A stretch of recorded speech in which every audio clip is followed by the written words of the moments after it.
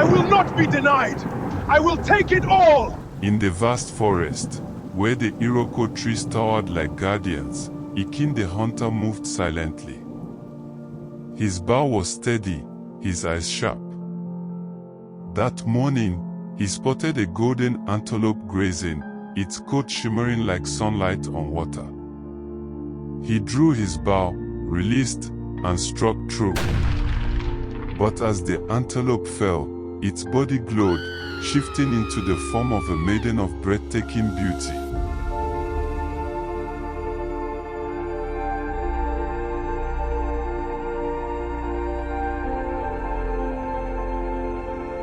What are you?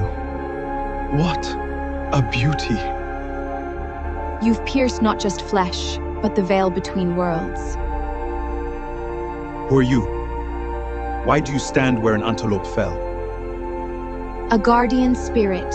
Follow me, if you dare. Hunters who seek more than survival are tested.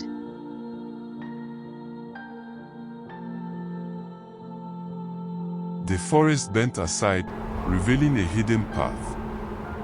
Ekene's heart pounded, torn between fear and wonder. He stepped forward, unaware that his choice would change his destiny forever.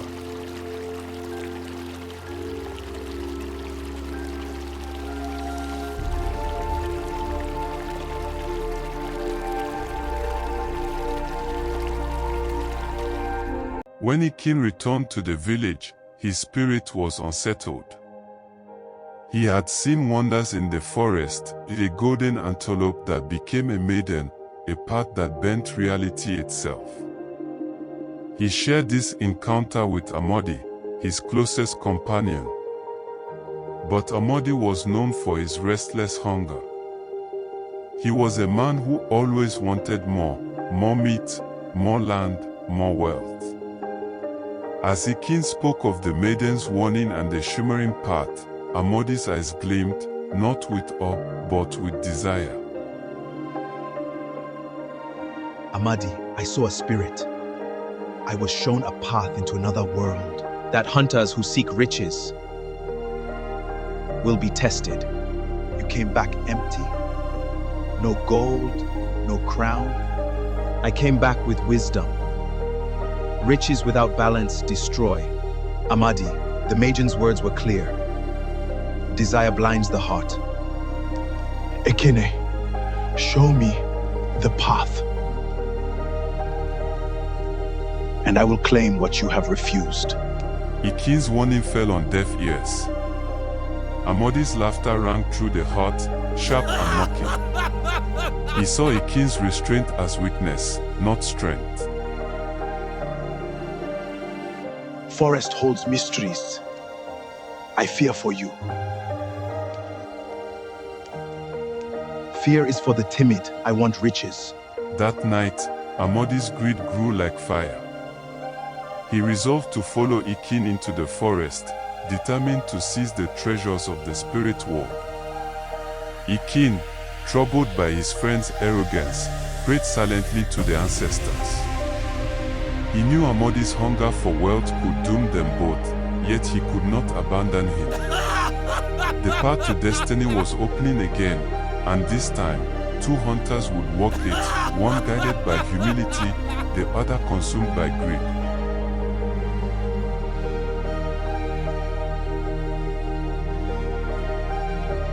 That night, Ekene lay restless on his mat. The forest memory clung to him, and Amadi's mocking laughter echoed in his mind. Sleep came slowly, and when it did, it carried him into a dream unlike any he had known. The air was thick with smoke, and the sound of drums pounded like a heartbeat. Out of the shadows emerged an old woman, her face wrinkled like ancient bark, her eyes glowing like embers. She leaned on a crooked staff, and her voice was both gentle and terrifying, as though the ancestors themselves spoke through her. Hunter, beware. Greed walks beside you. The path you opened is not yours alone. Amadi's hunger will lead him astray, and the spirits will test you both. What must I do to save us? But Amadi will not listen. His heart burns for riches. Then his fate is his own. Do not let his fall drag you to darkness. The old woman raised her staff, and the dream shifted. Ekene saw Amadi standing at the river of truth, his reflection twisted by greed. He saw himself beside him, torn between sorrow and resolve. The river rose, swallowing Amadi whole, while Ekene stood alone, glowing with humility. Remember, every arrow pierces more than flesh but destiny. Choose wisely. Ekene awoke trembling, sweat on his brow. The dream's warning burned in his heart. He knew Amadi's greed could bring ruin, yet he resolved to face the spirits again. Guided by the old woman's words, he prepared for the trial that awaited them both. The maiden guided Ekene and Amadi through the glowing doorway. As they stepped across, the forest dissolved into a realm unlike any they had known. Rivers sang with voices of ancestors, the moon hung eternal in the sky, and palaces of crystal shimmered in the distance. Spirits walked freely, their forms shifting like smoke and flame. It was a world of wonder, but also of trial. The maiden's eyes glowed as she spoke. Here, desire can trap you forever. Choose wisely.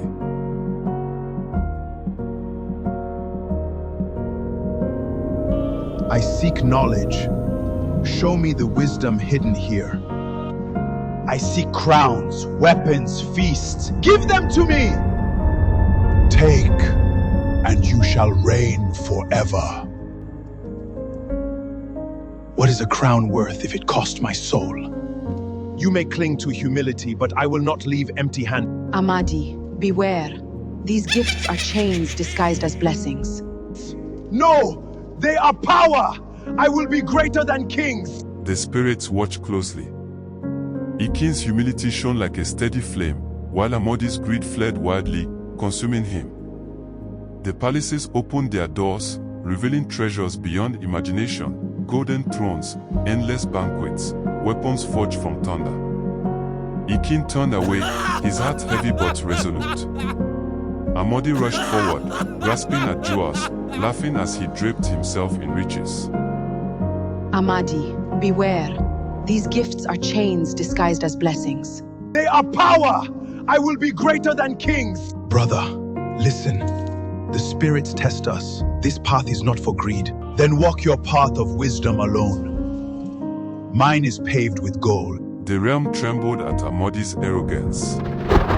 Shadows deepened, and the spirits whispered among themselves.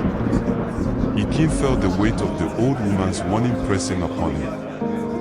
He knew the trial was far from over, and that Amadi's choices would lead them both to the river of truth, where destiny would be revealed. At last, the maiden led Ekene and Amadi to the river of truth. Unlike any river they had known, its waters did not reflect faces but hearts. The surface shimmered like polished glass, revealing the hidden desires of those who gazed upon it. Ekene stepped forward first, and in the water he saw humility, his willingness to walk away from riches, his respect for balance, his devotion to wisdom.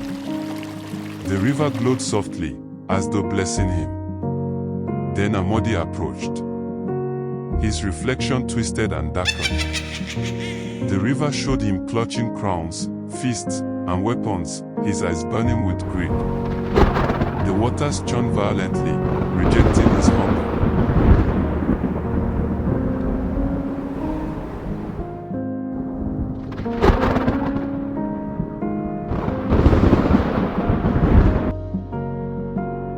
Ekene, you honor balance. You may return to your people. Amadi, greed binds you. You cannot leave. No! I will not be denied! I will take it all! Brother, stop! The river will consume you! Better consumed with riches than poor with wisdom.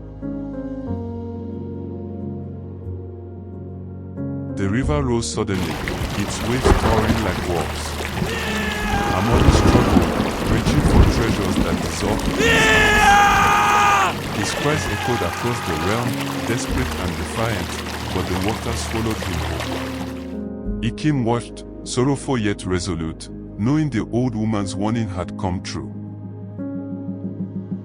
The maiden turned to Ekene, her voice heavy with finality. You chose humility, and so the path home opens for you. Amadi chose greed, and the river has claimed him. The doorway of light appeared once more. Ekene bowed his head, carrying grief for his friend but also the wisdom of the trial. He stepped forward, returning to the world of men, forever changed.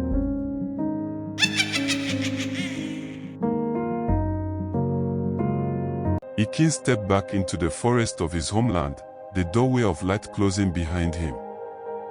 The air was quiet, the trees still, as though the spirits themselves had sealed the trial. His eyes carried a glow, not of riches, but of wisdom. He walked slowly to the village, burdened by grief for Amadi yet strengthened by the lessons he had gained. The villagers gathered quickly, curious about his absence.